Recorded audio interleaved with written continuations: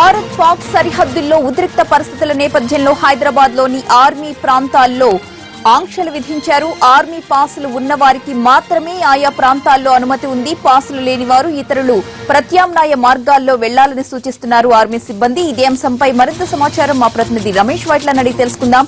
రమేష్, చెప్పండి, హైదరాబాద్ లో ఎక్కడెక్కడ ఆంక్షలు విధించారు, పరిస్థితి ఏ విధంగా ఉంది, ఎప్పటి నుంచి అమల్లోకి వస్తుంది?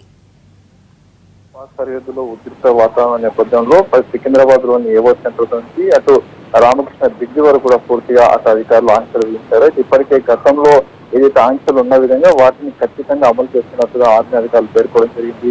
ఉదయం 7 గంటల వరకు కూడా ఏ ఒక్క సివిలియన్ కూడా లోపలికి అనుమతించే ప్రసక్తి లేదని చెప్పి ఇప్పటికీ కరాఖండ్గా ఆర్మీ చెప్పడం జరిగింది. ఈ నేపథ్యంలో ఉదయం 7 గంటల వరకు కూడా ఎవరిని కూడా సివిలియన్స్ ఎవరైతే సాధారణ పౌరులు ఎవరిని కూడా ఆర్మీ ప్రాంతం నుంచి అనుమతించలేదు. అయితే కొద్దిసేపటి నుంచి అధికారులతో ఉన్నతాధికారులతో మాట్లాడిన తర్వాత 7 గంటల తర్వాత నుంచి సాధారణ పౌరులు కూడా ఆర్మీ ప్రాంతంలోకి అనుమతిస్తున్నారు, రాకపోకలను కూడా అనుమతిస్తున్నారు. మరోవైపు చూసినట్లయితే రాత్రి 9 గంటల నుంచి ఇప్పుడు ఉదయం 7 గంటల వరకు కూడా ఆర్మీ పూర్తిగా తమ ప్రాంతాల్లోకి సాధారణ పౌరులు ఎవరు అనుమతించలేదు.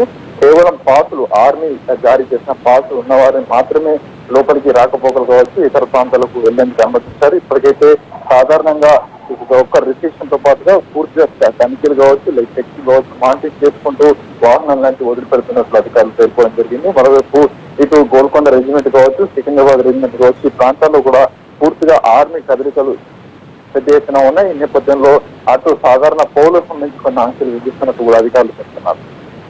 అయితే రమేష్, మీరు చెప్పిన టైమింగ్స్ చాలా రోజుల నుంచి అమల్లో ఉన్నవే కదా, ఇప్పుడు కొత్తగా ఏం ఆంక్షలు పెట్టారు?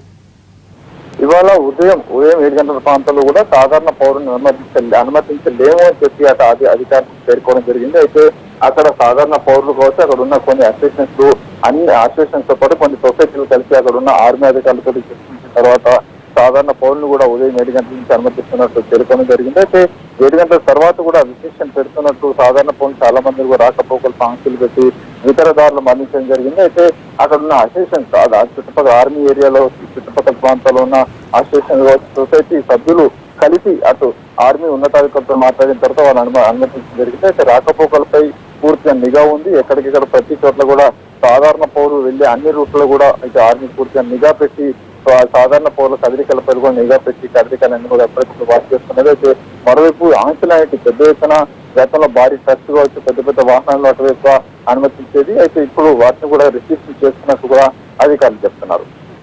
Right, thank you Ramesh.